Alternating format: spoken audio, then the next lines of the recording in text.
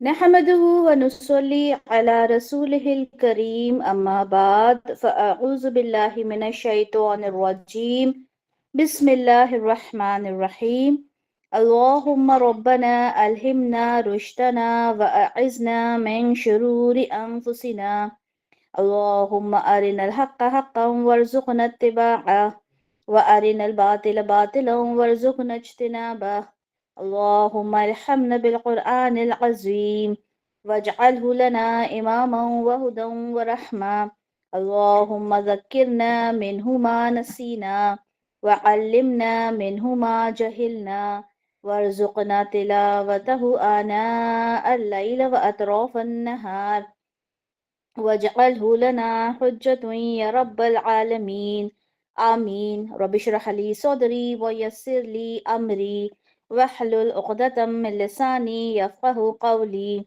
رب يسر ولا تعسر وتمم بالخير وبك نستعين آمين يا رب العالمين अल्हम्दुलिल्लाह हम लोग सूरतुल हुजुरात में आयत नंबर कौन सी पढ़ रहे हैं बताएं आप लोग।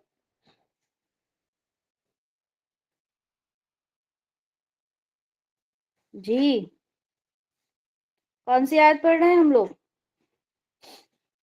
जिसमें एक बहुत अहम टॉपिक को डिस्कस कर रहे हैं। आयत नंबर 3 पढ़ रहे हैं हम लोग सूरत गुजरात में। 14 आयत नंबर 14 पढ़ रहे हैं, ठीक है। और एक बहुत इम्पोर्टेंट वहां पे टॉपिक आया है जिसको हम लोग डिस्कस कर रहे हैं अल्हम्दुलिल्लाह। क्या टॉपिक है उसमें, किस टॉपिक के ऊपर डिस्कशन चल रहा है हमारा? कोई बात नहीं रूबिया, हो जाता है।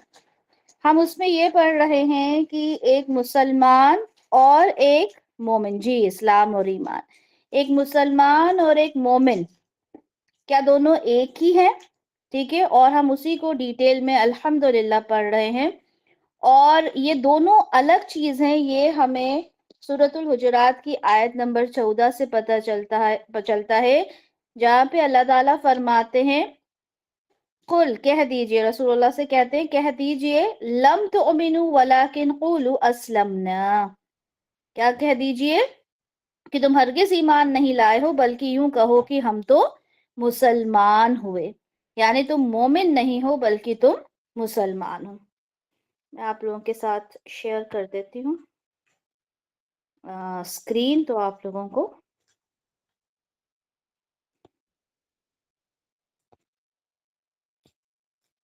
जी यहाँ पर ये बात हमें नजर आती है कि अल्लाह ताला फरमाते हैं कि ये मत कहो कि तुम ईमान लाए बल्कि तुम हरगिज ईमान नहीं लाए, ठीक है। हरगिज का लफ्ज आया है, लम, बल्कि यूं कहो कि हम मुसलमान हुए। और आप देखें यहाँ पे मुसलमान में आपको नजर आ रहा है इताअत गुजार, ठीक है, क्योंकि मुसलमान का मतलब ही होता है कि सरखम तस्लीम कर देना।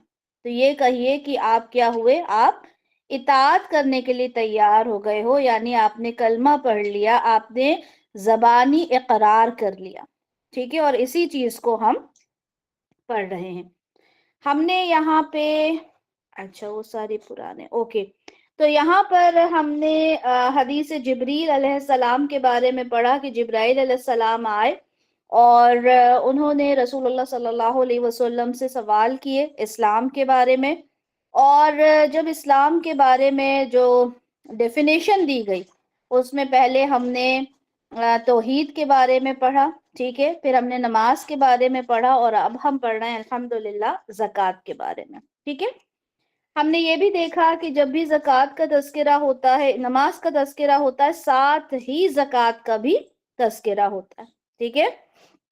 अल्लाह ताला फरमाते हैं व अकीमुस्सलाह व आतुज़ ज़का, नमाज कायम करो और ज़कात अदा करो। अच्छा मुझे ये बताएं कि आप लोगों को, जी आप लोगों को ये चीज याद है कि एक शख्स ने जिसने तलवार को देखकर ये कहा था कि कलमा पढ़ लिया था, ठीक है, और एक सहाबी थे, انہوں نے اسے قتل کر دیا جب رسول اللہ صلی اللہ علیہ وسلم نے کہا کیا تم نے اس کا دل چیر کے دیکھا تھا؟ یاد ہے سب کو یہ والی بات؟ اب یہاں پہ زکوٰۃ سے ریلیٹڈ ایک حدیث پڑھیں گے اور پھر میں آپ سے سوال کروں گی کہ وہاں پر آپ کو کیا فرق سمجھ میں آیا، ٹھیک ہے؟ اچھا، زکوٰۃ کیا ہے؟ پلرز آف اسلام میں سے ایک مضبوط پلر ہے نا؟ اب ایک حدیث آپ لوگوں سے شیئر کرتے ہیں، پھر وہ سوال کریں گے۔ صحیح مسلم کی حدیث ہے۔ ہوا یہ کہ جب رسول اللہ صلی اللہ علیہ وسلم نے وفات پائی اور اس کے بعد خلیفہ بنے حضرت ابوبکر رضی اللہ عنہ، تو یہ ہوا کہ جو بہت سارے مسلمان تھے انہوں نے زکوٰۃ دینے سے منع کر دیا، ٹھیک ہے؟ اب حضرت ابوبکر نے کیا کیا کہ زکوٰۃ نہ دینے والوں سے جنگ کا ارادہ کیا۔ اب جب جنگ کا ارادہ کیا تو عمر بن خطاب رضی اللہ عنہ نے حضرت ابوبکر سے کہا آپ ان لوگوں سے کیسے جنگ کر سکتے ہیں، جبکہ رسول اللہ نے تو یہ کہا تھا کہ مجھے حکم دیا گیا ہے کہ میں لوگوں سے لڑائی کروں یہاں تک کہ وہ لا الہ الا اللہ کا اقرار کر لیں، بس جو کوئی لا الہ الا اللہ کا قائل ہو گیا اس نے میری طرف سے اپنی جان اور اپنا مال محفوظ کر لیا، ٹھیک ہے؟ یعنی جس نے کلمہ پڑھ لیا اس کی جان اور اس کا مال محفوظ ہو گیا۔ اور حضرت ابوبکر نے یہ کہا کہ میں جنگ کروں گا ان لوگوں سے جو زکوٰۃ ادا نہیں کر رہے، ٹھیک ہے؟ تو یہاں پر جب حضرت عمر نے یہ بات حضرت ابوبکر سے کہی تو انہوں نے کہا کہ اگر وہ لوگ اس طرح سے کریں گے، زکوٰۃ ادا نہیں کریں گے تو میں ضرور ان سے جنگ کروں گا۔ اور یہ بات پھر حضرت عمر کو بھی صحیح لگی، ٹھیک ہے؟ اور انہوں نے کہا کہ اللہ تعالیٰ نے حضرت ابوبکر کا سینہ جنگ کے لیے کھول دیا اور میں جان گیا کہ یہی حق ہے۔ اچھا مجھے یہ بتائیں کہ آپ لوگوں کو کیا لگتا ہے، ایک طرف تو بات ہم نے یہ پڑھی تھی بلکہ حدیث ہم نے دیکھی تھی کہ لا الہ الا اللہ کہنے والا اسلام میں داخل ہو گیا ہے نا، اسے قتل نہیں کرنا تھا، اور یہاں پہ حضرت ابوبکر نے جنگ کا ارادہ کیا ان لوگوں سے، اگر نہ لیتے تو فتنوں میں اضافہ ہو جاتا۔ جی، اور کیا لگتا ہے کیا ہو سکتا تھا، کیا ریزن ہو سکتا ہے اس کا؟ وقت کی ضرورت تھی، ایک تو اللہ کے حکم کی نافرمانی کر رہے تھے اور غریبوں کا حق مارا جا رہا تھا۔ ویری گڈ شگفتہ، بالکل صحیح جواب ہے آپ کا، اسلام کے رکن کا انکار کر رہے تھے، ٹھیک ہے؟ یہ سب کا جواب ماشاءاللہ اچھا ہے، لیکن سب سے بہترین جواب یہ ہے کہ جب اسلام کے ایک اہم رکن کا انکار کر دیا تو کیا ہوا؟ اسلام سے ہی خارج ہو گیا وہ انسان، ٹھیک ہے؟ تو یہاں پہ اسلام کے ایک امپورٹنٹ پلر کا انکار کیا جا رہا تھا اور ان سے جنگ کی بات ہو رہی ہے۔ دیکھیں ایک تو ہوتا ہے کہ بھئی ہم نے زکوٰۃ نہیں دینا، بہت زیادہ پیسہ خرچ ہو جائے گا، آدھی دے دیتے ہیں آدھی روک لیتے ہیں، کوئی نماز معلوم ہے فرض ہے لیکن کوتاہی کر رہا ہے، نہیں پڑھ رہا ہے نا۔ لیکن ایک ہوتا ہے کہ جو انکار کر دے، میں مانتا ہی نہیں ہوں نماز کو کہ وہ اسلام کا پلر ہے، میں مانتا ہی نہیں ہوں کہ زکوٰۃ کیا ہے، جی بالکل مکمل ہی نہیں ہوگا نا ایمان اسلام۔ تو یہاں ان لوگوں نے زکوٰۃ دینے سے سرے سے انکار کر دیا، یعنی وہ اس کو اسلام کا پلر ماننے کے لیے تیار ہی نہیں ہو رہے تھے، ٹھیک ہے؟ تو یہاں پر ایک طرح سے جس نے انکار کیا اسلام کے پلرز کا، یعنی ماننے کو ہی تیار نہیں ہوا، تو کیا ہوا؟ وہ مرتد ہو گیا، اور پھر واجب قتل ہوتا ہے مرتد، ٹھیک ہے؟ اچھا اب یہاں پر ایک بات اور سمجھ لیں کہ اگر کسی انسان نے اسلام سے ریلیٹڈ کسی بھی چیز کا انکار کیا تو کیا کوئی بھی جا کے قتل کر سکتا ہے؟ کوئی نہیں کر سکتا، بالکل۔ کون کر سکتا ہے؟ قتل کا حکم کون دے سکتا ہے؟ حاکم وقت، ویری گڈ ماشاءاللہ، ٹھیک ہے؟ تو حضرت ابوبکر جو تھے اس وقت وہ خلیفہ تھے اور ان کے پاس یہ اختیار تھا کہ وہ ان کے ساتھ جنگ کرتے، ٹھیک ہے؟ تو یہ چیز کلیئر ہوئی کہ زکوٰۃ کتنا امپورٹنٹ پلر ہے اسلام کا، کہ اگر اس کو نہ مانا جائے تو حاکم وقت کیا کر سکتا ہے؟ ان کے ساتھ جنگ بھی کر سکتا ہے۔ اچھا، زکوٰۃ کیا ہے؟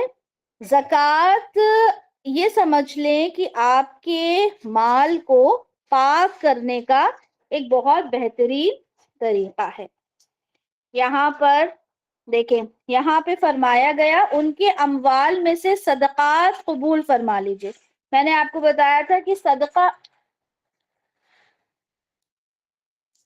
میں نے آپ کو بتایا تھا کہ کئی باری صدقہ اور زکوٰۃ، ٹھیک ہے، ایک دوسرے کی جگہ یہ الفاظ آ جاتے ہیں۔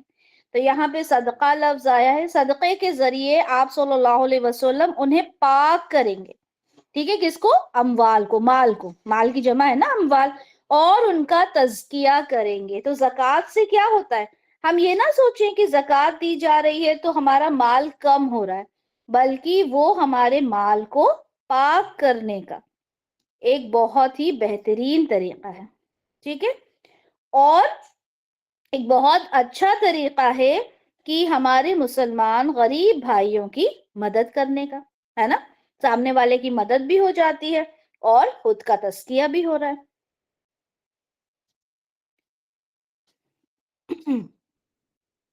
اب یہاں پہ دیکھیں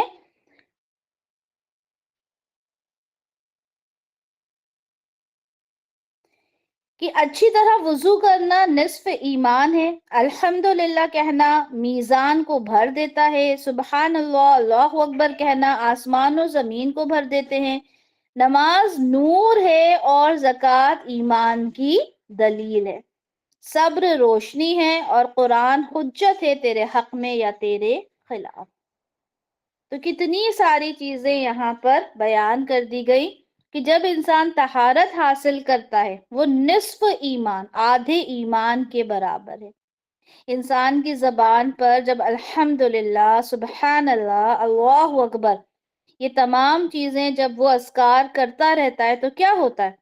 اس کا میزان جو ہوتا ہے وہ بھر جاتا ہے، زمین اور آسمان پورے بھر جاتے ہیں۔ زکوٰۃ کیا ہے؟ زکوٰۃ ایمان کی دلیل ہے، نماز نور ہے، صبر روشنی ہے، اور قرآن کیا ہے؟ آپ کے حق میں حجت ہے یا آپ کے خلاف۔ اگر آپ قرآن کے احکامات کو مانیں گے، اس کے طریقے سے چلیں گے، تو آپ کے لیے وہ سفارشی بن جائے گا، آپ کے لیے حجت بن جائے گا۔ لیکن جب آپ اس کے خلاف ہو جائیں گے، آپ اس کے اگینسٹ سارے کام کرنے لگیں گے۔ قرآن کیا ہے؟ اللہ کا کلام ہے، اور میں ہمیشہ کہتی ہوں کہ قرآن کیا ہے؟ قرآن جو کانورسیشن ہوا تھا، جو بات چیت ہے اللہ اور اللہ کے رسول کے درمیان، وہ ایز اٹ از قرآن کے اندر لکھی ہوئی ہے۔ اسی لیے کہتے ہیں نا قرآن کو پراپر تجوید سے پڑھا جائے۔ کیوں؟ کیونکہ وہ اللہ کی بات۔ اب اللہ نے کہا کہہ دیجئے ان لوگوں سے کہ ابھی تک ایمان تمہارے دلوں میں داخل نہیں ہوا، تو یہ کس کے الفاظ ہیں؟ یہ اللہ تعالیٰ کے الفاظ ہیں۔ تو جب ہم اس کے حساب سے چلتے ہیں تو وہ آپ کے حق میں حجت بن جاتا ہے نا۔ لیکن جب ہم اس کے خلاف جائیں گے تو کیا ہوگا؟ یہ جو قرآن ہے وہ ایسا نہ ہو، اللہ نہ کرے کہ وہ ہمارے خلاف حجت بن جائے، ٹھیک ہے۔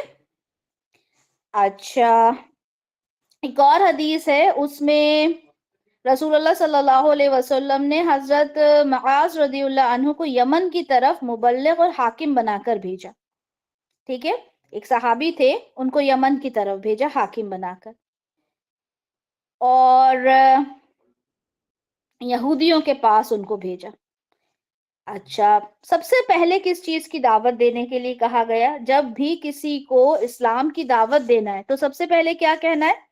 کہ اللہ کے سوا کوئی لائق عبادت نہیں، اور محمد صلی اللہ علیہ وسلم اللہ کے رسول اور پیغمبر ہیں۔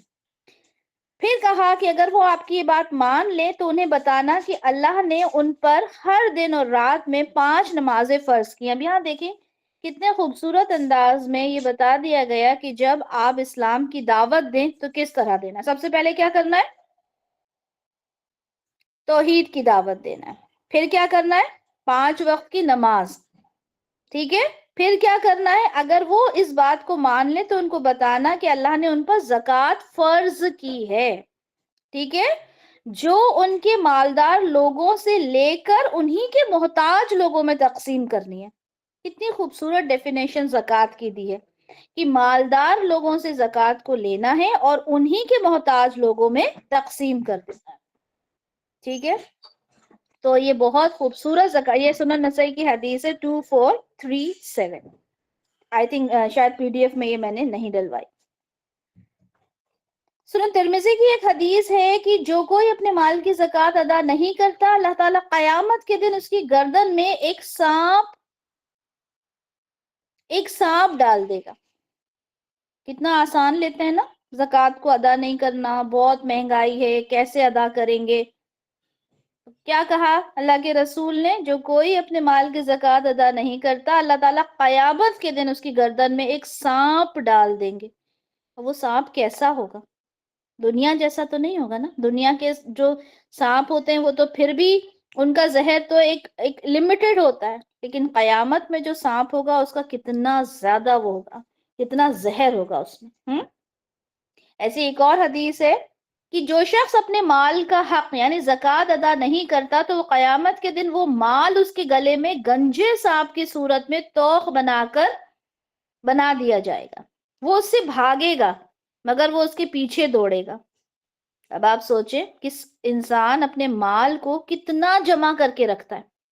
کرتے ہیں نا، بہت سے لوگوں کو آپ نے دیکھا ہوگا زکوٰۃ سمجھتے ہی نہیں ہے کیا چیز ہوتی ہے. پیسہ بس پیسہ پیسہ پیسہ جمع کر لیں کسی طرح سے، اور پھر جب وہی پیسہ جب سانپ بن کے آپ کے پیچھے پیچھے بھاگے گا، پھر کہاں بھاگو گے آپ؟ ہاں تو بھاگنے کو کوئی جگہ ہی نہیں ملے گی آپ کو.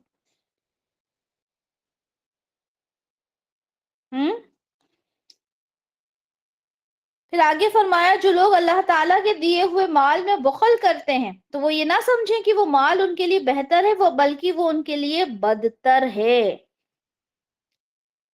اور جس مال کے ساتھ انہوں نے بخل کیا، قیامت کے دن وہ ان کے گلے میں توق بنا دیا جائے گا. سنن نسائی کی حدیث ہے. ایک اور حدیث ہے کہ آپ نے جو زکوٰۃ ادا کرنی ہے نا وہ بہترین ادا کرنی ہے. رسول اللہ نے فرمایا کہ زکوٰۃ میں ردی اور ناقص مال نہیں دینا. ٹھیک ہے، ایسا نہیں کہ کوئی چیز ہے آپ کی خراب پڑی، آپ نے سوچا چلے زکوٰۃ میں دے دیں، نہیں، بلکہ بہترین مال آپ کو زکوٰۃ میں ادا کرنا ہے.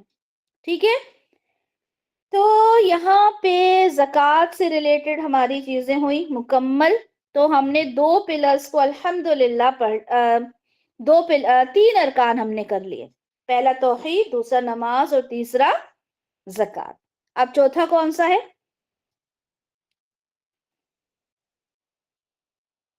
اب کیا آئے گا اس کے بعد؟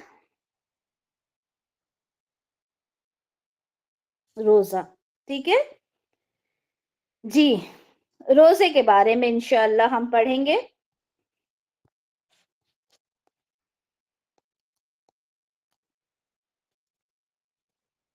وَتَصُومَ رمضان، روزہ. ٹھیک ہے، روزے کے بارے میں دیکھیں. اچھا، سوما یسومو کا مطلب ہوتا ہے کسی کام سے رک جانا. سوم کہتے ہیں نا روزے کو، اس کا مطلب ہوتا ہے کسی کام سے رک جانا. تو روزے میں ہم کیا کرتے ہیں؟ روزے میں ہم کیا کرتے ہیں؟ ہر برائی سے رک جاتے ہیں. صرف کھانے پینے سے رکنے کا نام روزہ نہیں ہے، بلکہ اس میں آپ نے غیبت نہیں کرنا، اس میں برے کام نہیں کرنا. لوگ کیا کرتے ہیں؟ جن کے گھر میں ٹی وی چلتی ہے وہ ٹی وی بند کر دیتے ہیں، ہے نا، ریلز دیکھنا بند کر دیتے ہیں، اور نماز بہت پابندی سے پڑھنا شروع کر دیتے ہیں. جی بالکل، نفس پہ کنٹرول رکھتے ہیں. ٹھیک ہے، بلکہ آپ نے وہ حدیث بھی سنی ہے کہ کچھ نوجوان جو شادی نہیں کر پا رہے تھے، ان سے رسول اللہ نے کیا کہا تھا؟ روزے رکھا کرو. روزے کیا کرتے ہیں؟ انسان کی اس کے نفس کو کنٹرول کرتے ہیں، ہے نا. یہ سنن نسائی کی حدیث ہے کہ جو شخص نکاح کی طاقت نہ رکھے وہ روزے رکھا کرے، کیونکہ روزہ اس کی شہوت کو کچل دیتا ہے. سورہ بقرہ میں اس کا تذکرہ ہے. اچھا، مکہ میں روزے جو تھے وہ فرض نہیں تھے. روزے کا کوئی کانسیپٹ ہمیں مکی صورتوں میں نہیں ملتا. ٹھیک ہے، یہ کانسیپٹ ہمیں ملتا ہے مدنی سورہ میں. سورۃ البقرہ کون سی ہے؟ مدنی سورہ ہے نا. اچھا سب مدنی اور مکی صورتوں کا فرق سمجھتے ہیں نا کہ رسول اللہ صلی اللہ علیہ وسلم کی زندگی کو ڈیوائیڈ کر دیا گیا ہے، مدنی زندگی اور مکہ کی زندگی، ہے نا؟ تو مکہ میں جتنی بھی، جب مکہ کا ڈیوریشن تھا رسول اللہ کا، اس میں جتنی صورتیں نازل ہوئیں وہ مکی دور کی صورتیں ہیں، مدینہ میں جو نازل ہوئیں وہ مدنی دور کی ہیں۔ تو یہاں پہ سورۃ البقرہ آیت نمبر 183 میں اللہ تعالیٰ نے یہ بات فرمائی کہ یا ایھا الذین آمنوا کتب علیکم الصیام کما کتب علی الذین من قبلکم لعلکم تتقون، اے ایمان والوں تمہارے اوپر روزے فرض کر دیے گئے ہیں۔ جی بالکل آمنہ، ہجرت سے پہلے مکی اور ہجرت کے بعد مدنی۔ ٹھیک ہے، تو اللہ کیا فرما رہا ہے؟ ایمان والوں تم پر روزے رکھنا فرض کر دیے گئے ہیں، جیسے کہ تم سے پہلوں پر تھے، یعنی یہودی جو تھے وہ روزے رکھا کرتے تھے۔ اور رسول اللہ صلی اللہ علیہ وسلم جب مدینہ پہنچے تھے تو وہاں پر یہودی تھے، ٹھیک ہے، یہ بھی سب کو پتا ہے نا کہ مکہ میں یہودی نہیں تھے۔ یہودی کہاں تھے؟ مدینہ میں تھے، ٹھیک ہے، اور یہودی اہل کتاب تھے، وہ رسول بھی جانتے تھے، ٹھیک ہے، وہ جبرائیل علیہ السلام کو بھی جانتے تھے، ان کو یہ بھی معلوم تھا کہ ایک نبی آنے والے ہیں، ٹھیک ہے، انہیں ساری باتوں کا علم تھا، کیونکہ جتنے بھی انبیاء تھے وہ انہی میں آئے تھے، ہے نا؟ تو وہ لوگ روزہ رکھتے تھے، عاشورہ کا روزہ رکھتے تھے، رسول اللہ صلی اللہ علیہ وسلم آئے اور پھر عاشورہ کا روزہ رکھنے کا حکم دیا، ٹھیک ہے، پھر یہ آیت نازل ہوئی کہ تمہارے اوپر جو روزے ہیں وہ فرض کر دیے گئے۔ اچھا ہوا یہ کہ پہلے جو ایام بیس کے روزے تھے وہ فرض کیے گئے، اللہ تعالیٰ نے ایک دم ایک مہینے کے روزے فرض نہیں کیے۔ کیوں نہیں کیے؟ کیونکہ ایک مہینے کے روزے رکھنا بڑا مشکل کام ہو جاتا ہے نا۔ تو تدریجاً اس کا حکم آیا، پہلے 3 روزوں کا حکم آیا، ٹھیک ہے، اور پھر اس کے اندر آیت نمبر سورۃ البقرہ کی آیت نمبر 184 میں ہے کہ اس میں یہ بھی تھا کہ کوئی سفر میں ہو، ٹھیک ہے، یا کوئی بیمار ہو تو وہ دوسرے دنوں میں روزے رکھ لے۔ اچھا پہلے یہ بھی حکم تھا کہ اگر کوئی روزہ نہ رکھنا چاہے تو اس کا فدیہ دے دے، ٹھیک ہے، اور فدیہ کیا ہے؟ ایک مسکین کو کھانا کھلانا۔ جو روزے کی طاقت، اچھا آج کر سکتے ہیں ہمارے پاس ٹائم بھی ہے، صحت بھی ہے، اور ہم روزہ نہ رکھیں، کسی مسکین کو فدیہ دے دیں، آج کر سکتے ہیں ہم ایسا؟ نہیں کر سکتے، ٹھیک ہے، تو پہلے اس بات کی اجازت تھی کہ اگر آپ کی طاقت ہو تو بھی آپ ایسا کر سکتے تھے۔ کیوں کیا ایسا اللہ تعالیٰ نے؟ کیونکہ یہ حکم، جی عظمیٰ اس بات پر بھی آؤں گی میں، کیوں کیا ایسا؟ وہ اس لیے کیا تھا تاکہ لوگ گریجولی اس چیز کو ایڈاپٹ کریں، ٹھیک ہے، ایک دم نہیں کر سکتے تھے، بڑا بھاری ہوتا نا روزہ رکھنا، ایک دم نئی چیز تھی ان کے لیے، تو دھیرے دھیرے اس کو پہلے کیا گیا، پہلے ایام 20 کے روزے فرض کیے گئے، پھر اس کے بعد کہا گیا کہ اگر کوئی بیمار ہے یا سفر میں ہے تو دوسرے دنوں میں رکھ لے، جو ابھی بھی ہے، یہ چیز تو آج بھی ہے کہ اگر آپ سفر میں ہو یا بیمار ہو تو آپ بعد میں رکھ سکتے ہو، ہے نا؟ لیکن پہلے طاقت رہتے ہوئے بھی کوئی شخص چاہتا تو وہ کیا کرتا تھا؟ ایک مسکین کو کھانا کھلا دیا کرتا تھا۔ پھر اس کے بعد میں آیت نمبر 185 سورۃ البقرہ کی نازل ہوئی، جس میں اس بات کا حکم دے دیا گیا کہ تم میں سے جو کوئی بھی اس مہینے کو پائے اس پر لازم ہے کہ وہ روزہ رکھے، اور جو بیمار ہو یا سفر میں ہو تو وہ تعداد پوری کر لے دوسرے دنوں میں، ٹھیک ہے، پھر اس کے بعد یہ فرض ہو گیا۔ اور جب یہ آیت نازل ہوئی تو کیا ہوا؟ پرانی آیت جو تھی وہ منسوخ ہو گئی۔ آپ لوگوں کو یہ والا کانسیپٹ پتا ہے نا، ناسخ اور منسوخ والا، کہ جب ایک نیا حکم آتا ہے تو پرانا حکم کیا ہو جاتا ہے؟ منسوخ ہو جاتا ہے، ٹھیک ہے، کینسل ہو جاتا ہے جب ایک نیا حکم اللہ کی طرف سے آ جاتا ہے۔ تو یہی ہوا، پہلے اللہ تعالیٰ نے کہا جس کو رکھنا ہے وہ رکھ لے، اور جو نہیں رکھنا چاہتا وہ فدیہ دے دے، لیکن بعد میں پھر دوسری آیت آئی جس میں کمپلسری کر دیا گیا، اور صحیح بخاری کی حدیث میں یہ بات بتا دی گئی کہ یہ آیت جو تھی وہ منسوخ ہو گئی. ٹھیک ہے. ہاں، کوئی اگر عمر رسیدہ ہے جو روزہ رکھنے کی طاقت ہی نہیں رکھتا تو وہ کیا کرے؟ اب رکھ ہی نہیں سکتا، ایسی بیماری ہے کہ اب پاسبل ہی نہیں ہے اس کا رکھنا، تو وہ کیا کرے گا؟ وہ فدیہ دے سکتا ہے. ٹھیک ہے. اچھا، اس کے بعد ایک اور چیز روزہ رمضان کے بارے میں آپ لوگوں کو بتا دوں انشاءاللہ. یہاں میں آپ کو ایک بات بتا دوں کہ جب آپ لوگ فقہ میں یہ کانسیپٹ پڑھیں گے تو بہت ڈیٹیل میں انشاءاللہ ان تمام چیزوں کو پڑھیں گے. کب فدیہ ہے، کب کفارہ ہے، سفر کا کیا حساب ہے، انشاءاللہ تمام چیزوں کو بہت ڈیٹیل میں پڑھیں گے. یہاں تھوڑا سا میں نے اس لیے لیا ہے تاکہ ہم اس پلر کو اسلام کے ہم تھوڑا سا سمجھ لیں. ٹھیک ہے. اچھا، 3 مرحلوں میں یہ سمجھ لیں کہ جو روزے تھے وہ فرض ہوئے. پہلے کیا ہوئے؟ پہلے کہہ دیا گیا کہ 3 دن کے روزے ہیں. پھر کہہ دیا گیا کہ کسی پہلا تو یہ تھا کہ آپ نے مسافر نے اور بیمار نے بعد میں کر لینا ہے، اور نہیں کرنا چاہتے تو فدیہ دے دینا ہے. پھر اس کے بعد فرض ہو گیا. تیسرا مرحلہ کیا ہے؟ تیسرا یہ ہے کہ اگر کوئی شخص سو جاتا، ٹھیک ہے، ہمارے اس میں کیا ہوتا ہے، ابھی ہم لوگ کیا کرتے ہیں، ہم لوگ سو جاتے ہیں، سو کر اٹھتے ہیں، پھر سحری کرتے ہیں، ہے نا. اس ٹائم یہ تھا کہ اگر کوئی سو گیا تو اس کا روزہ کیا ہوتا تھا؟ شروع ہو جاتا تھا.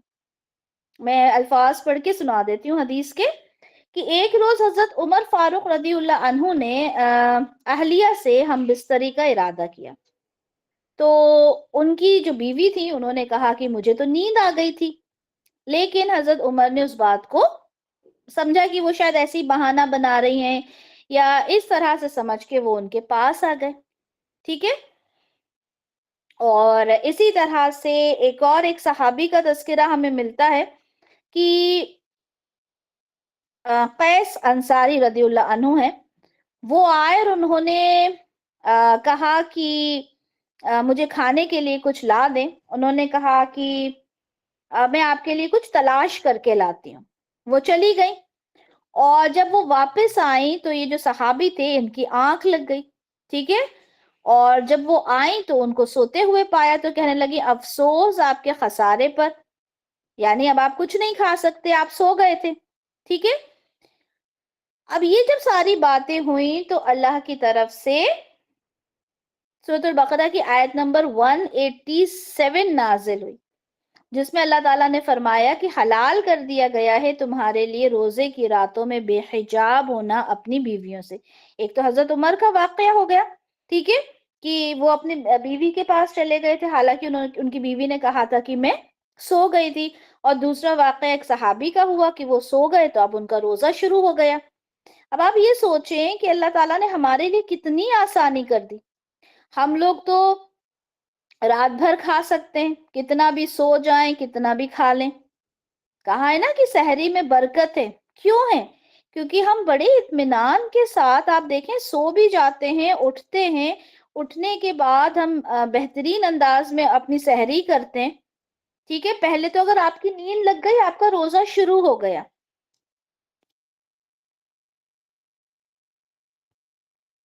میری اسکرین شو ہو رہی ہے آپ لوگوں کو؟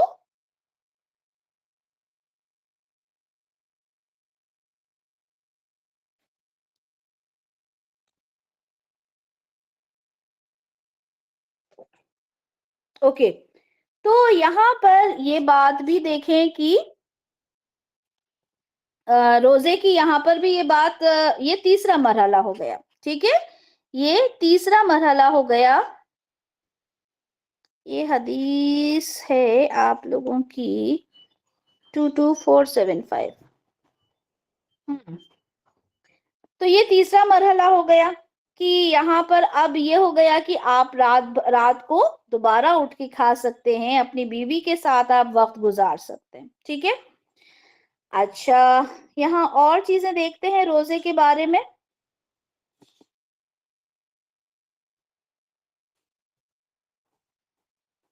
رمضان کی فضیلت کے بارے میں دیکھ لیتے ہیں کہ جب ماہ رمضان قریب آتا تو نبی کریم صلی اللہ علیہ وسلم فرماتے کہ تمہارے پاس رمضان کا مہینہ آ رہا ہے، یہ مبارک مہینہ ہے، اللہ نے تم پر اس کے روزے فرض کیے ہیں، اس مبارک مہینے میں جنت کے دروازے کھول دیے جاتے ہیں، جہنم کے دروازے بند کر دیے جاتے ہیں، شیاطین کو جکڑ دیا جاتا ہے، اس مہینے میں ایک رات ایسی ہے جو 1000 مہینوں سے بہتر ہے۔ اچھا ایک بات مجھے بتائیں کہ جب شیطان کو جکڑ دیا جاتا ہے، ابھی آپ نے حدیث میں دیکھا کہ شیاطین کو جکڑ دیا جاتا ہے، تو جب شیاطین کو جکڑ دیا جاتا ہے تو پھر بھی روزہ نہیں رکھنے والے روزہ نہیں رکھتے، اور برے کام کرنے والے تب بھی برا کام کرتے ہیں، ایسا کیوں ہوتا ہے؟ یہ مجھے بس ایسے ہی یاد آیا۔ ماشاء اللہ، نفس جو ہوتا ہے نا، ہاں نفس جو ہے نا ہمارا، وہ زنجیروں میں نہیں جکڑا جاتا، ٹھیک ہے، وہ زنجیروں میں نہیں جکڑا جاتا، وہ تو کھلا رہتا ہے۔ یہ جو شیاطین، جو بڑے بڑے شیاطین ہیں نا، ابلیس کے جو چیلے ہیں، وہ جکڑ دیے جاتے ہیں۔ بہت اچھا، ماشاءاللہ آپ لوگوں نے جواب دیا، ٹھیک ہے۔ اچھا تو یہ رمضان کے بارے میں ہم نے 3 مراحل دیکھے، اور رمضان ایک بہت امپورٹنٹ پلر ہے۔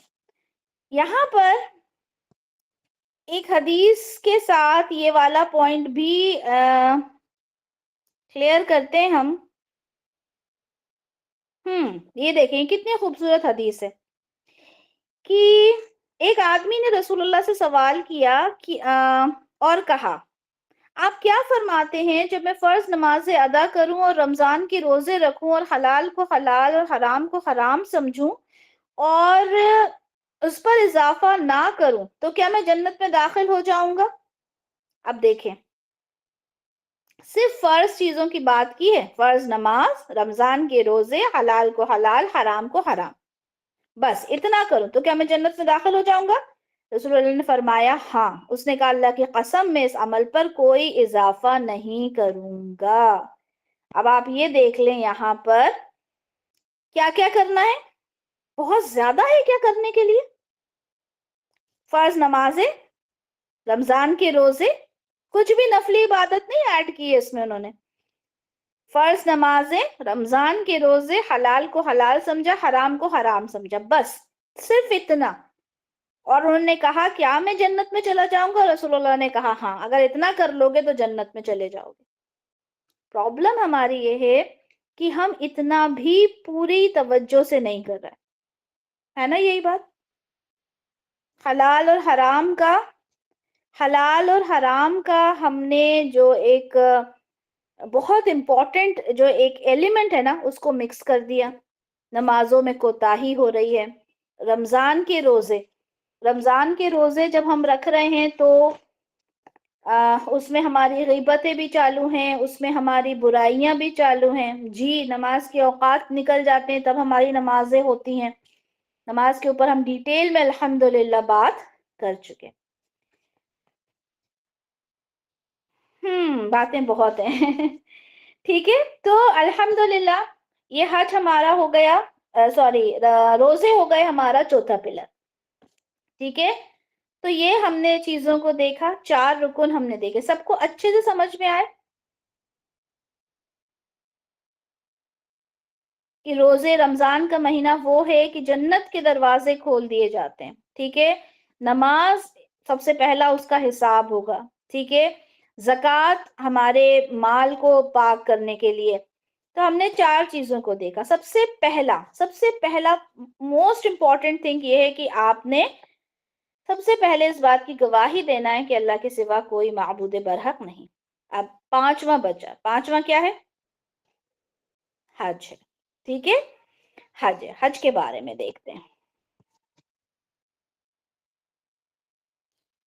وَتَحُجَّ الْبَيْتَ إِنِ اسْتَطَعْتَ إِلَيْهِ سَبِيلًا، اللہ کے گھر کا حج کرنا ہے اگر آپ کی استطاعت ہو، الیہ سبیلا، اس کے راستے کا۔ اب یہاں پر کیا ہے؟ یہاں پر یہ دیکھیں کہ اللہ کے رسول فرماتے ہیں کہ تم پر حج فرض کر دیا گیا ہے، لہٰذا حج کرو۔ ایک آدمی نے کہا کیا ہر سال؟ جب رسول اللہ نے کہا تم پر حج فرض ہے تو ایک نے کہا کہ ہر سال، تو رسول اللہ خاموش رہے اور اس نے یہ بات 3 بار دہرائی. رسول اللہ نے کہا اگر میں کہہ دیتا ہاں تو تم پر واجب ہو جاتا، یعنی ہر سال تم پر حج کرنا واجب ہو جاتا، اور تم اس کی استطاعت نہ رکھتے. ہر سال حج کرنا تو پاسبل نہیں ہے، کوئی اپنی زندگی میں ایک بار حج کر لے وہی بہت بڑی بات ہوتی ہے نا. اب یہاں پر ایک بات آپ لوگوں سے کہ یہ بتائیں کہ جن لوگوں کی استطاعت ہوتی ہے حج کرنے کی، کیا ہر انسان حج کے لیے چلا جاتا ہے؟ کیا ہر انسان اس بات کی تمنا کرتا ہے چلو نہیں جانا، کوشش کر رہا ہے نہیں جا پا رہا، فارم نہیں بھر پاتا یا کچھ بھی ریزن ہو جاتا ہے، وہ ایک الگ بات ہے. کیا ہر انسان اس بات کی تمنا کرتا ہے کہ میرے پاس آج اتنا اماؤنٹ ہے میں فوراً حج کے لیے اپلائی کر دوں؟ نہیں کرتا صدف، نہیں کرتے لوگ. ٹھیک ہے، بہت کم لوگ ہیں. آپ کے پاس دوسری پرائیورٹیز ہوتی ہیں، میرا گھر کر لوں، بچے کی ایجوکیشن دیکھ لوں، بیٹی کی شادی کا کر لوں، ہے نا جی. وہ پیسوں کو میں بہت سارے دوسرے اور فرائض ہیں جن کو مجھے ابھی پورا کرنا ہے. لیکن اللہ نے جو فرض آپ کے اوپر، اچھا سوچیں، ایسے سوچیں کہ آج میرے پاس مان لیں 10-15 لاکھ جتنا بھی اس کے لیے اماؤنٹ ہے وہ آج میرے پاس ہے. آج میں نے سوچا کہ میں اگلے سال اس کو کروں، ٹھیک ہے.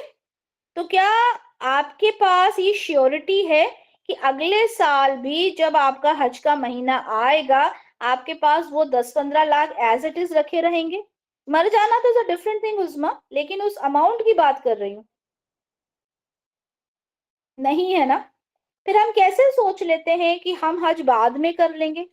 اچھا یہ بتائیں، آج آپ کے پاس اماؤنٹ ہے، فار ایگزامپل آج نہیں ہے، ٹھیک ہے، آج کی ڈیٹ میں نہیں ہے، تو کیا آج آپ کے اوپر حج فرض ہے؟ اگر آج نہیں ہے اماؤنٹ، فرض نہیں ہے، ٹھیک ہے. اب مان لیں حج سے پہلے پہلے آپ کے جب فارمز وغیرہ بھرے جانا ہے، سب کچھ ہونا ہے، اس ڈیوریشن میں آپ کے پاس اتنا اماؤنٹ ہے اویلیبل کہ آپ حج کر سکتے ہیں، نیکسٹ ایئر مان لیں. تو اب بتائیں آپ کو اس وقت آپ کے اوپر وہ حج فرض ہوا یا نہیں ہوا؟ ہو گیا نا. اب وہ ہو گیا فرض، آپ نے اگر اسی وقت حج نہ کیا تو پھر کیا ہوگا؟ آپ نے ایک امپورٹنٹ پلر کو، ہم کیا پڑھ رہے ہیں، یہ اسلام کے پلرز پڑھ رہے ہیں، ہم نے ایک امپورٹنٹ پلر کو کیا کیا؟ ماننے سے انکار کر دیا ایک طرح سے، ہے نا. ایک امپورٹنٹ رکن کو چھوڑ دیا نا. ہم بعد میں کر لیں گے، ہم دیکھ لیں گے، لیکن فرض تو آپ کو اسی سال ہوا ہے. تو اس چیز کے اوپر ہم نے غور و فکر کرنا ہے. ہمیں دنیا کے 1000 کام یاد رہتے ہیں، لیکن جو اسلام کے پلرز میں سے اگر ایک نارمل ہوتا، ایک چھوٹی سی بات ہوتی، تو اللہ تعالیٰ اسے اسلام کے پلرز میں نہ رکھتے. ٹھیک ہے. رسول اللہ نے فرمایا کہ فرض حج کتنے ہیں؟ ایک ہے، اس کے علاوہ آپ جتنے کرو گے وہ کیا ہو جائیں گے؟ نفل ہیں. وہ نفلی عبادت ہو جائے گی، آپ 2 کرو، 4 کرو، 6 کرو، لیکن ایک جو ہے وہ کیا ہے؟ امپورٹنٹ ہے آپ کے لیے. تو الحمدللہ یہاں پر ہم نے اسلام کو سمجھ لیا. امید کرتی ہوں کہ اسلام آپ لوگوں کے سمجھ میں آ گیا ہوگا. ٹھیک ہے. اسلام کے بعد دوسری چیز کیا ہے جس کے بارے میں سوال کیا تھا جبرائیل علیہ السلام نے کہ فَأَخْبِرْنِي عَنِ الْإِيمَانِ، مجھے ایمان کے بارے میں بتائیے.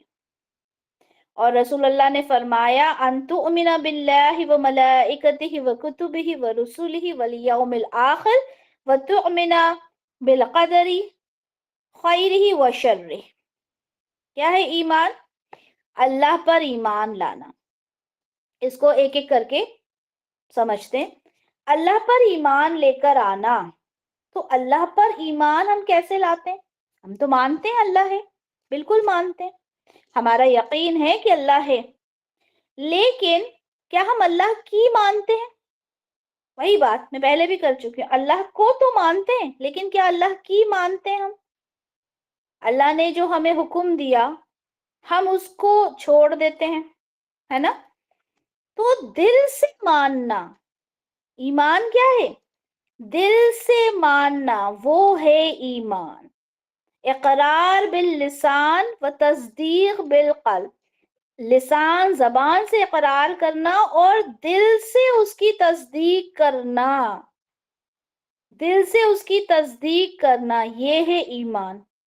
ہم اللہ کے اوپر ایمان لے کر آتے ہیں، ملائکہ فرشتوں پر، فرشتوں کو الحمدللہ ہم مانتے ہیں، کتب ہی اس کی کتابوں پر۔ اچھا یہاں پر کتاب نہیں آیا، کتب آیا ہے، کتب یعنی بہت ساری کتابیں۔ کون کون سی کتابوں کی بات ہو رہی ہے یہاں پر؟ تمام کی، ٹھیک ہے؟ 4 کے تو ہمیں نام معلوم ہے، اس کے علاوہ بھی جتنے صحیفے گزرے، ابراہیم علیہ السلام پہ صحیفے ہوئے، یا جتنی کتابیں جن کے بارے میں ہمیں نہیں بھی معلوم، تمام پر ہمارا یقین ہے۔ ہم مانتے ہیں کہ تورات سچی ہے، ہم مانتے ہیں انجیل سچی ہے، ٹھیک ہے؟ تو ہمارا ہر کتاب کے اوپر پورا ایمان ہے۔ ہاں یہ بات الگ ہے کہ اس کے اندر چینجز کر دیے گئے، اس میں لوگوں نے اپنے ہاتھ سے لکھنا شروع کر دیا، ٹھیک ہے؟ ہم اس پہ ایمان نہیں لاتے، ہمارا ایمان وہ ہے جو اللہ کی طرف سے آئے۔ تورات وہ جو تختیاں اللہ کی طرف سے آئیں، وہ جو کتاب اللہ کی طرف سے نازل ہوئی، ٹھیک ہے؟ ہمارا ہر اس چیز پر ایمان ہے جو اللہ کی طرف سے کتابیں نازل ہوئی، وَرُسُلِهِ، اور اس کے رسولوں پر۔ کیا ہم یہ کہہ سکتے ہیں کہ ہمیں رسول اللہ صلی اللہ علیہ وسلم پر تو ایمان ہے، لیکن کیونکہ عیسیٰ علیہ السلام کو وہ لوگ اللہ کا معاذ اللہ بیٹا مانتے ہیں تو ہمارا ہم کیوں اس بات پہ وہ کریں، ایمان لائیں؟ کیا ہم ایسا سوچ سکتے ہیں؟ نہیں، ہمارا ایمان ہے کہ عیسیٰ علیہ السلام بھی اللہ کے رسول ہیں، ہمارا ایمان ہے کہ موسیٰ علیہ السلام بھی اللہ کے رسول ہیں، تو تمام رسولوں پر ہم ایمان لاتے ہیں، ٹھیک ہے؟ والیوم الآخر، اور آخرت کے دن پر۔ اچھا یہ بتائیں کہ ہم یہ اتنی محنت، اتنی جد و جہد کیوں کرتے ہیں؟ اتنا سب کچھ کیوں کرتے ہیں؟ نمازیں پڑھتے ہیں، زکوٰۃ دیتے ہیں، آخرت کے دن کے لیے نا، ویری گڈ، آخرت کے ریوارڈ کے لیے، آخرت کے لیے۔ تو ہمارا ایمان ہے والیوم الآخر، آخرت پر، کیونکہ اگر آخرت پر ہمارا ایمان نہیں ہے تو ہم دنیا میں کچھ نہیں کریں گے۔ جو لوگ سوچتے ہیں سارا حساب کتاب یہیں ہو جانا ہے، وہ کچھ نہیں کرتے، ہے نا؟ وَتُؤْمِنَ بِالْقَدْرِ خَيْرِهِ وَشَرِّهِ، اور تم ایمان لاؤ کس پہ؟ تقدیر پر۔ یہاں پہ لفظ آیا ہے خَيْرِهِ وَشَرِّهِ، اچھی اور بری تقدیر پر۔ اچھا مجھے یہ بتائیں، اچھی تقدیر پر تو ہم سب ایمان لے آتے ہیں، لے آتے ہیں نا؟ لیکن جیسے ہی کچھ برا ہو جاتا ہے ہم کیا کرتے ہیں؟ ہم کوسنا شروع ہو جاتے ہیں تقدیر کو، ایسا کیوں ہوا، شکوہ کرنے لگتے ہیں بری تقدیر پر، جی ایمان نہیں لاتے ہم۔ میں یہ اگزامپل ہمیشہ دیتی ہوں، پہلے بھی آپ لوگوں نے شاید مجھ سے سنا ہو کہ اگر کوئی 20-22 سال کی لڑکی بیوہ ہو جائے، ٹھیک ہے؟ اس کے آس پاس بیٹھے لوگوں کے منہ سے آپ نے کیا سنا ہوگا کہ اتنی کم عمر میں اس کے ساتھ ایسا ہو گیا، ایسا تو نہیں ہونا چاہیے تھا۔ بہت سے لوگ یہ کہتے ہیں کہ ارے دیکھو ابھی تو اس کے سسر بیٹھے ہوئے تھے، ہے نا؟ اور اس کے ابھی تو گھر میں ابھی دیکھو اتنے لوگ ابھی مطلب کیا کیا نہیں بولتے، میں الفاظ ادا بھی نہیں کرنا چاہتی۔ ہاں فرا یہ بھی کہتے ہیں لڑکی منحوس تھی، دیکھو شادی ہوتے ہی ایسا ہو گیا، نہ جانے کیا کیا کہتے ہیں۔ بالکل جوانی میں اس کے ساتھ ایسا ہو گیا، تو ہم یہ کیا کر رہے ہیں؟ اور یہ کہنے والے کون ہوتے ہیں؟ یہ جو سارے الفاظ جو آپ لوگوں نے یہاں پہ مینشن کیے، یہ کہنے والے کون ہوتے ہیں؟ نہیں رشتہ دار نہیں، مسلمان ہوتے ہیں، اپنے نہیں، مسلمان ہوتے ہیں، یہ کہنا چاہ رہی ہوں، یہ مسلمان ہوتے ہیں، ٹھیک ہے؟ یہ جانتے ہیں تقدیر کو،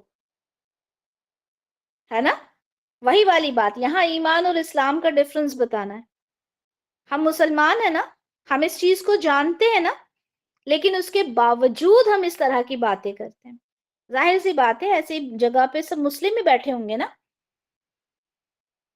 ہمارا یقین نہیں ہے، ٹھیک ہے، وہی والی بات آ جاتی، ہم پراپر پوری طرح سے مومن نہیں. یا کبھی ایسا ہوتا ہے کوئی چھوٹا بچہ ہے، ٹھیک ہے، اس کے ماں باپ کا انتقال ہو گیا، افسوس کرنا ہے، بالکل صحیح بات ہے، لیکن ہمارے الفاظ کہاں جاتے ہیں؟ ہم یہ کہتے ہیں کہ اب اس بچے کا کیا ہوگا، کون پالے گا اس کو، ہے نا، یہی کہتے ہیں نا. یا مطلب اس طرح کی کئی ایگزامپلس تو ہزار ہیں اگر دینے پر آ جائیں. مجھے یہ بتائیں، کیا اس بچے کو پالنے والا، اس بچے کا کرنے والا، کیا اس بچے کو رزق دینے والا معاذ اللہ کیا اس کے ماں باپ تھے؟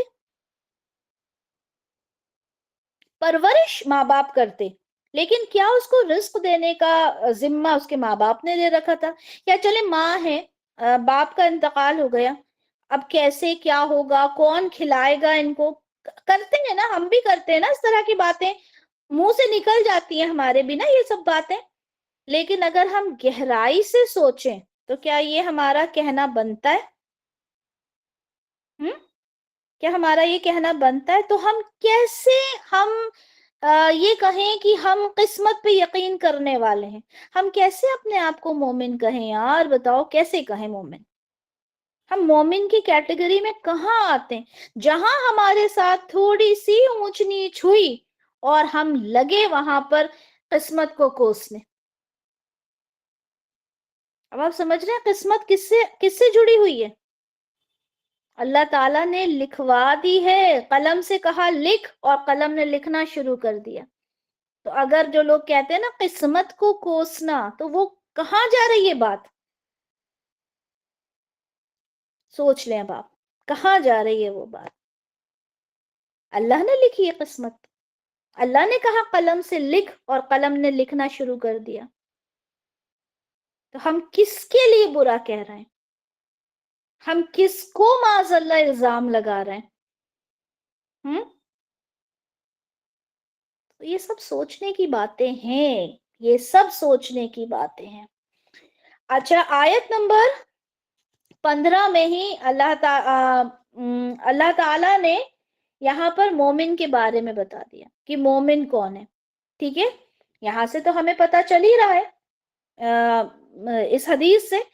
آیت نمبر 15 سے بھی پتا چلتا ہے انما المؤمنون، انما یعنی، اچھا اس کا جو ترجمہ ہوتا ہے، اس کا ہوتا ہے حقیقت تو یہ ہے، ٹھیک ہے، یا پھر صرف، ٹھیک ہے، یا پھر کچھ نہیں سوائے اس کے. یہ لٹرل اس کے ترجمے ہوتے ہیں انما کے، ٹھیک ہے. تو یہاں پہ حقیقت تو یہ ہے مومنون کی، مومن کون ہے؟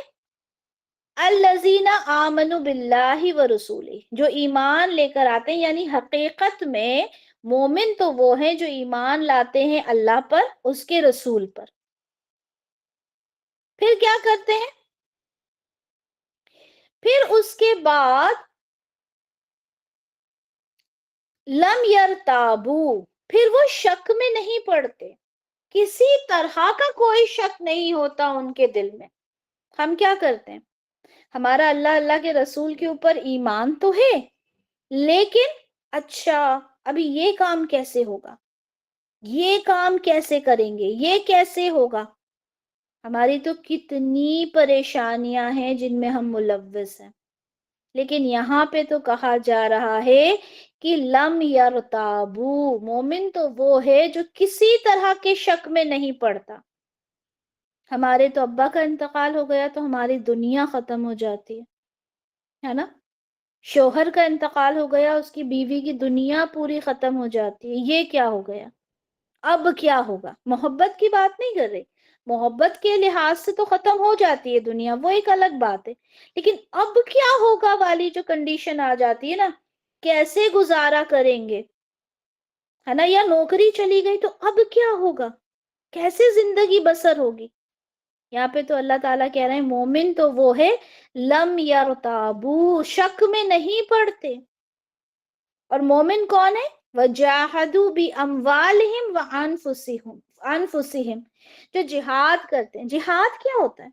جہاد کہتے ہیں کشمکش کرنا، اسٹرگل کرنا، کشاکش کرنا، چاہے وہ آپ کے مال سے ہو، چاہے اپنے خود کی جان سے ہو. اللہ کے راستے میں نکل پڑنا، ہر طریقے سے نکل پڑنا. اب یہ بتائیں، ہم یہ جو اپنا وقت دے رہے ہیں اللہ کے راستے میں، ہم جو 1 گھنٹہ نکالتے ہیں، ٹھیک ہے، یا جو بہت بہت مشکل ہمارے لیے کئی باری چیزیں ہو جاتی ہیں، کئی باری بڑا مشکل ہمارا حساب کتاب ہو جاتا ہے، اس کے باوجود ہم یہ سوچتے ہیں کہ نماز کے لیے کھڑے ہو جانا. ٹھیک ہے، ٹھیک ہے، تو اپنی جان کے ساتھ جہاد کرنا. جہاد کا مطلب بہت غلط لیا گیا ہے. جہاد کا مطلب ہوتا ہے ایک اسٹرگل. تو ہر چیز سے ہوتا ہے. ہم پیسہ خرچ کرتے ہیں اللہ کے راستے میں، اپنے پیسے سے کس کو محبت نہیں ہوتی؟ ہر انسان کو ہوتی ہے نا. ہماری جان سے، اپنے نفس سے، وہ جو فجر کی نماز کے لیے، ابھی سردی ہو رہی ہے، سردی میں رضائی میں سے اٹھ کے وضو کرنا، ٹھیک ہے، حالانکہ سب کے پاس گرم پانی ہوتا ہے، ٹھیک ہے، لیکن بہت سے گھر ایسے ہیں جہاں پہ گرم پانی اویلیبل بھی نہیں ہوتا. اس میں اٹھنا، ٹھیک ہے، اس کے لیے محنت کرنا، وہ سب جہاد ہے. آپ میں سے بہت سے لوگ ایسے ہوں گے جن کے ہسبینڈز کہتے ہیں کہ کہاں لگی ہو کام میں، اس میں بس، اسی میں بس، یہ کلاس شروع ہو گئی، چھوڑو. آپ بہت لمبی نماز پڑھتے ہیں، بہت اطمینان سے پڑھ رہے ہیں، چھوڑو، کیا کرنا ہے. یا آپ بہت صدقہ خیرات کرتے ہو، کیا کرنا ہے، چھوڑو، اتنا اتنا کیا سب لٹا دو گی. یا کسی کا ہسبینڈ کرتا ہے تو بیوی اس طرح سے کہتی ہے. تو جب ہم ان ساری چیزوں میں اسٹرگل کرتے ہیں تو وہ جہاد ہے. ہر طرح کا اسٹرگل جہاد ہے. تو جاہدو، جو جہاد کرتے ہیں اپنے مال سے بھی، اپنی جانوں سے بھی، فی سبیل اللہ، اللہ کے راستے میں، ٹھیک ہے. اولئک هم الصادقون، وہی تو سچے ہیں، صحیح معنوں میں وہی تو ہیں جو ایمان والے ہیں، صحیح معنوں میں وہی تو ہیں جو کہ مسلمان ہیں، جو کہ مومن ہیں. رسول اللہ نے فرمایا کہ مجاہد وہ ہے جو اپنے نفس سے جہاد کرے. سب سے بہترین مجاہد کون ہے؟ جو اپنے نفس سے جہاد کرے. ایک عورت کے لیے تو بڑا مشکل ہے اپنے نفس کو روک پانا، ہے نا. بہت ساری چیزوں میں الجھی رہتی ہے وہ. میں نے کیوں خاص طور پہ عورت کا کہا؟ کیونکہ ہماری کلاس ہم ڈیلی ہم لوگ آپس میں ایک دوسرے کے ساتھ کر رہے ہیں نا. مردوں کے تو الگ جو رہتے ہیں، ان کی جو سٹوری ہے وہ تو چھوڑ دیں، لیکن ہم خود اپنے نفس کو دیکھیں. ہمیں کوئی بہت اچھی جیولری ہمیں پسند آ گئی، ہمیں کوئی بہت اچھے کپڑے پسند آ گئے، ٹھیک ہے، ہمیں بہت اچھا میک اپ پسند آ گیا. ہسبینڈ کی اتنی استطاعت نہیں ہے، اس سے لڑنا شروع ہو جائیں گے، ہے نا. ہم نے خوبصورت دکھنے کے لیے آئی بروز بنوانی ہے، منع ہے، لیکن ہمارا نفس الاؤ ہی نہیں کرتا کہ ہم کیسے باہر نکل جائیں. تو اپنے نفس سے لڑنا سب سے بڑا جہاد ہے. اگر ہم عبایا پہنیں گے تو عبایا کے اندر، پھر میں عبایا پہ آ جاؤں گی تو میری بات بہت لمبی ہو جاتی ہے نا. کیونکہ عبایاس کے اوپر میں خود اپنا اگر ایکسپیرینس شیئر کروں تو میں عبایا لینے جاتی ہوں تو مجھے پسند ہی نہیں آتے، کیونکہ سارا فیشن عبایاس کے اوپر کیا ہوتا ہے نا. تو اپنے نفس کے اوپر کنٹرول کرنا سب سے بہترین جہاد ہے. فرمایا اولئک هم الصادقون، یہی لوگ سچے ہیں، یہی سچے مومن ہیں جو اللہ اور اللہ کے رسول کی بات کو ایز اٹ از لے لیتے ہیں، بغیر کسی بحث مباحثہ کے، یقین کے ساتھ کہ بس یہی ٹھیک بات. حضرت ابو بکر کو کیوں صدیق کہا گیا؟ ہم نے پڑھا تھا نا نماز والے اس میں، کہ انہوں نے بس کہا کہ کس نے کہا؟ رسول اللہ نے کہا، میں نے مان لیا، اور انہیں صدیق لقب دے دیا گیا. ہم کیا کرتے ہیں؟ اچھا آپ لوگوں نے یہ بھی دیکھا ہوگا، آمین افشا، ہم لوگ کیا کرتے ہیں، ہم لوگ حکمت ڈھونڈتے ہیں. آج کل سائنس کے دور میں تو حکمت بہت ڈھونڈی جاتی ہے، اچھی بات ہے حکمت ڈھونڈنا، لیکن اگر ہم اسے مشروط کر دیں کہ حکمت سمجھاؤ پھر عمل کریں گے، تو اطاعت تو غیر مشروط ہے نا، انکنڈیشنل ہے نا. ہم نے کیا کہنا، سمعنا واطعنا، ہمیں اس کی حکمت سمجھائیں کیوں ہے، ایسے کرنا کیوں ہے، ویسے کیوں نہیں کرنا، کیا ریزن تھا. اگر ہم سمجھنا اچھی بات ہے، لیکن اگر ہم اسی میں پڑے رہیں، اسی میں الجھے رہیں، تو کیا ہوگا، کیا وہ ہم مومن والے درجے میں پہنچ جائیں گے اس سے؟ اللہ تعالیٰ کہہ رہے ہیں اولئک ھم الصادقون، کون ہے سچے لوگ، جو ہر بات میں لبیک کہتے ہیں، جو ہر بات میں کہتے ہیں سمعنا و اطعنا، ہم نے سنا اور اطاعت کی. ہر بات میں سنتے ہیں، ہر بات میں اس بات کے اوپر عمل کرتے ہیں. تو یہ تمام چیزیں ہیں.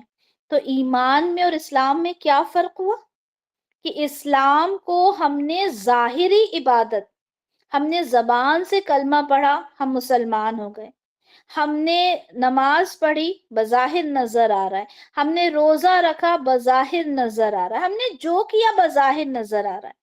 لیکن ایمان کیا ہے، ایمان ہمارے دل کے اندر ہے، ہمارا دل کیا کہتا ہے، ٹھیک ہے، ہم کس حد تک اس چیز پر قلبی طور پہ ایمان لے کر آتے ہیں. ٹھیک ہے، آگے آیت نمبر 14 میں ہی فرمایا گیا کہ اگر تم اطاعت کرو گے اللہ اور اللہ کے رسول کی، تو وہ تمہارے اعمال میں سے کوئی کمی نہیں کرے گا. اطاعت تو کرو، تبھی تو تمہارے اعمال قبول ہوں گے، ان کا پورا پورا بدلہ تم کو ملے گا.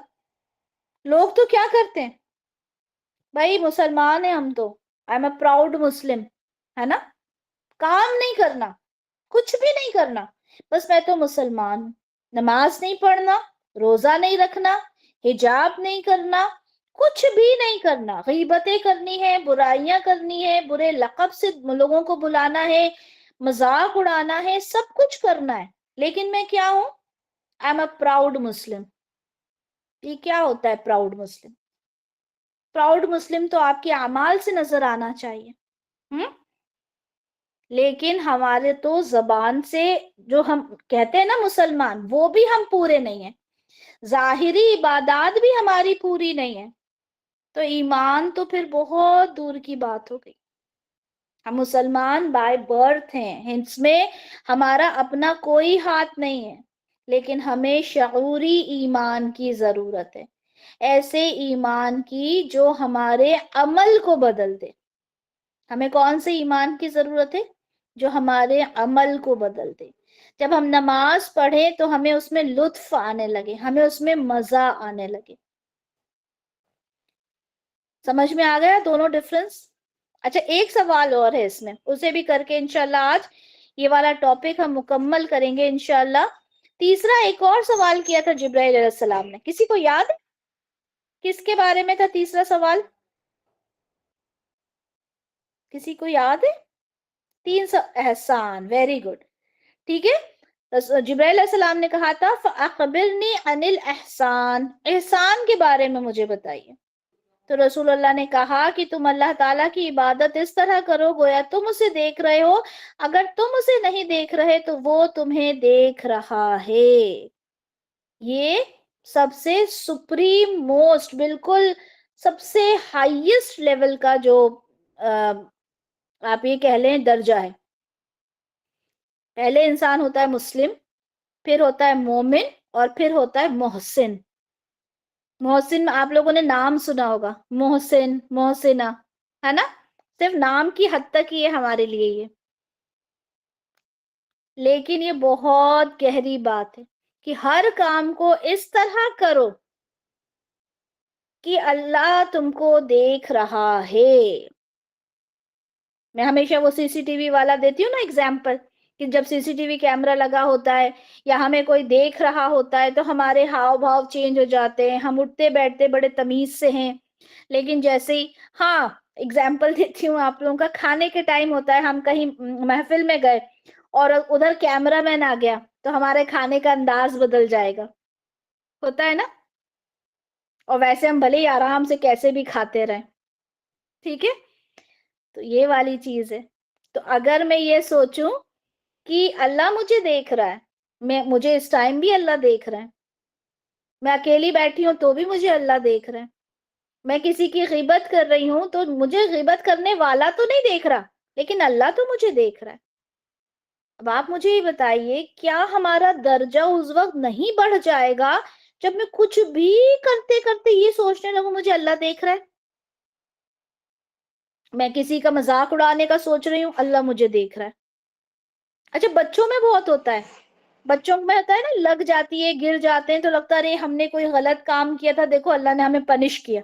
हम बच्चों को सिखाते हैं ना ऐसा, हम खुद क्यों भूल जाते हैं ये बात, बड़े होके हम खुद ये बात भूल जाते हैं ना कि अल्लाह हमें पनिश करेगा।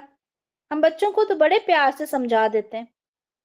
तो अगर मैं ये सोचूं कि अल्लाह मुझे देख रहा है, इस वक्त इस लम्हा अल्लाह मुझे देख रहा है, हर लम्हा देख रहा है, जब मैं कोई गलत काम कर रही हूँ अल्लाह देख रहा है, जब मैं झूठ बोल रही हूँ अल्लाह देख रहा है, जब मैं कोई बुराई कर रही हूँ किसी की अल्लाह मुझे देख रहा है, हर लम्हा अल्लाह मुझे देख रहा है, तो मैं एक और लेवल आगे बढ़ जाऊंगी और मैं फिर क्या बन जाऊंगी, इंशाअल्लाह मोहसिना बन जाऊंगी, मोमिना से मोहसिना बन जाऊंगी।